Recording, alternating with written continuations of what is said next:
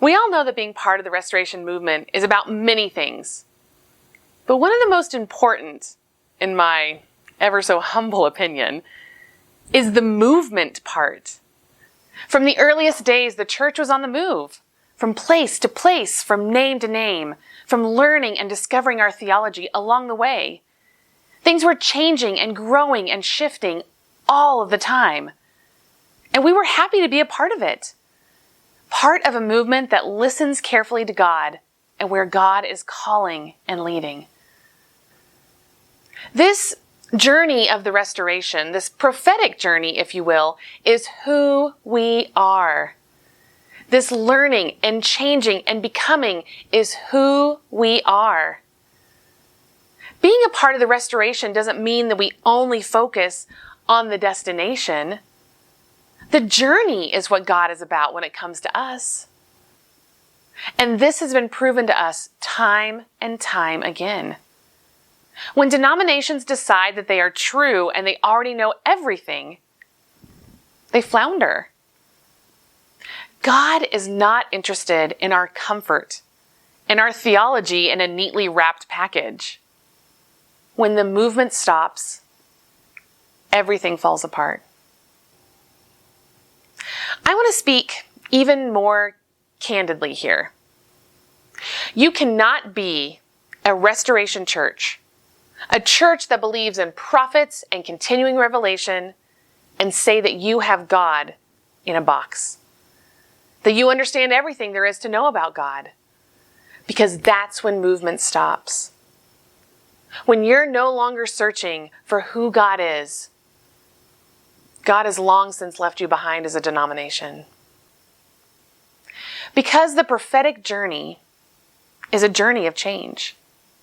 Prophetic people, you and me, are called to continue the journey of transformation, changing and evolving, making mistakes sometimes, but remaining open to God's voice, no matter what. President Vesey has recently said that God has offered us just enough light for the next step. And we have to be willing to take that step. And taking that step requires courage, a willingness to be wrong, and an enormous amount of time and space to be quiet and listen. Because being a people on the move doesn't mean that we move at some sort of frenzied pace, trying to do everything that we possibly can. Being a people on the move can also mean that we take time to sit with God, that we take time to talk with God, that we take time to step into the river that is God and allow ourselves to just be with the current. So that when that next step presents itself, when that next movement shows up, we are not only ready to take the step, we know it for what it is and recognize that this is where the light is pointing. Our Doctrine and Covenants, sections 161 and 162 say, "Listen, O people of the restoration. Be faithful to the spirit of the restoration, mindful that it is a spirit of adventure, openness, and searching." Again, you are reminded that this community was divinely called into being.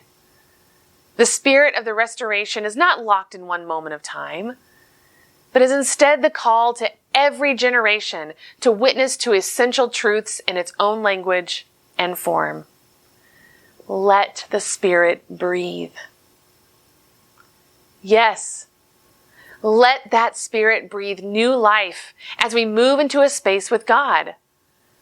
I hope and pray that Community of Christ will continue to be courageous in moving into the direction where God is leading. Walk with us. Join the movement. Thank you so much for watching. I hope that you enjoyed it, and I can't wait to read your comments. Feel free to like and share.